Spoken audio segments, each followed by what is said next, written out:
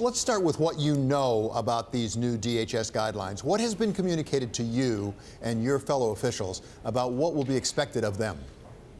Well, very little has been communicated, and again, under current law, our police department will not be cooperating. It's not what we're going to do as a welcoming city. It's not what other welcoming cities are going to do. What will you be asking for from the administration, if anything? Sure. So we've sent a series of Freedom of Information Acts, and we are asking the various departments, including Homeland Security, for information that relates to these requests. What are they going to do to sanctuary cities? How are they going to determine who to take and who not to take? We have a lot of families, a lot of kids in this city who are scared. Some who actually are citizens, naturalized citizens, others who have questionable documentation. We have to help our citizens. We have to help the people who live in this city. Mr. Mayor, we all agree, I think, that the federal government has the first line of responsibility when it comes to our borders with other countries. So why is it that you, as mayor of Seattle, feel it's so important to fight this? Well, the courts have been very clear that simply to be undocumented in and of itself is not a crime, and that people cannot be simply detained. The second, and maybe the more important reason, is, when I go into our public schools, I meet kids who've been here their whole lives, who are undocumented. Their parents are working in jobs in this city, in this state, that most other Americans won't do. They're paying taxes. Or maybe it's their parent who's undocumented.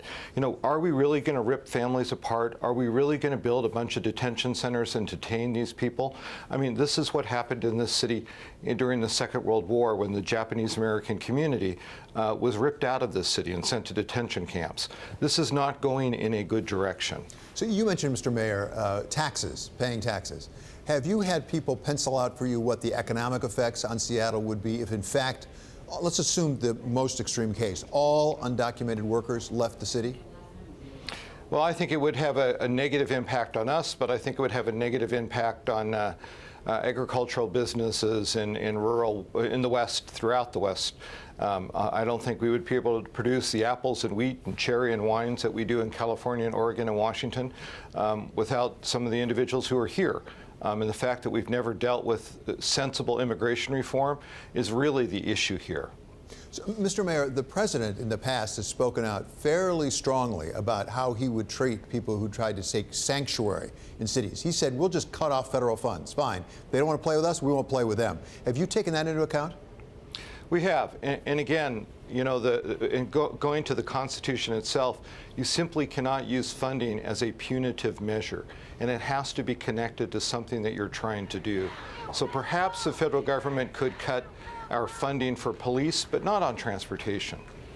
So you've said, as a sanctuary city, to use that term, which is ill-defined, frankly, you won't. Yeah, we call ourselves a welcoming city. Okay, welcoming city. Let's use that. That essentially, as I understand it, you will not affirmatively work to try to help the federal government enforce their guidelines.